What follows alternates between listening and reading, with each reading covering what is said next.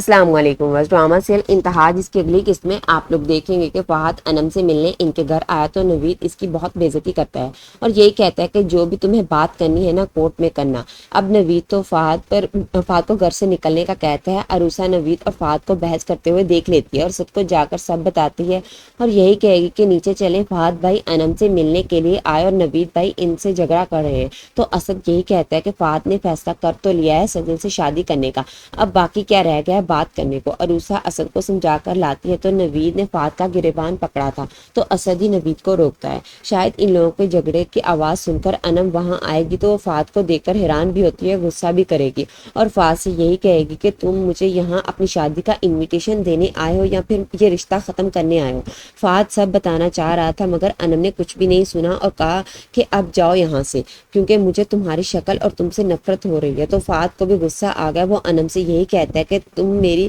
ایک بات یاد رکھنا، اگر تمہیں کوئی پرواہ نہیں ہے نا تو مجھے بھی اب تمہاری کوئی پرواہ نہیں ہے۔ ان کی لڑائی باہر سے نوشین نے سن لی، وہ تو سجل کو فون کر کے یہی سمجھاتی ہے کہ فہد سے شادی کا خیال دل سے نکال دو، مجھے نہیں لگتا کہ وہ راضی ہے کیونکہ وہ یہاں آیا تھا انم سے بات کرنے، اس کے دل سے آج بھی انم کی محبت نہیں گئی۔ سجل کو اس بات پر اتنی تکلیف ہوئی کہ فہد انم کے گھر کیوں گیا تھا، اس لیے وہ فوراً سے فہد کی والدہ کو فون کر کے شکایت کرتی ہے کہ فہد انم کے گھر گیا تھا اور بہت بے عزتی کروا کے آیا ہے۔ تو فہد کے گھر پہنچتے ہی فہد کی والدہ اس سے اس بارے میں سوالات کرتی ہیں تو فہد کو حیرانی ہوئی کہ اس کی والدہ کو یہ سب کیسے پتا چلا۔ فہد اپنی والدہ سے یہی سوال کرتا ہے کہ ایسا کون سا نیٹ ورک چل رہا ہے جو اتنی جلدی ہر بات آپ تک پہنچا دیتا ہے۔ تو فہد کی والدہ کے منہ سے نکل گیا کہ خبردار، اگر تم نے سجل پر شک کرنے کی کوشش کی تو شاید فہد کو سمجھ آ جائے گی کہ یہ سب فساد پھیلانے والی اصل میں سجل ہی ہے جو ہر بات بڑھا کر اس کی والدہ کو بتاتی ہے اور انہیں انم کے خلاف کرتی ہے۔ دوسری جانب اسما جو شاید باہر گئی تھی، جب گھر آئی تو اسے علم ہوا کہ فہد گھر آیا تھا